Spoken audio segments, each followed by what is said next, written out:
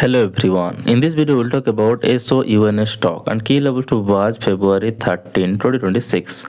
In previous trading session, the stock permitted a bullish bearish candle. So the first key support level is $7.28. If the price goes below $7.28, it could test $6.53. The key resistance level is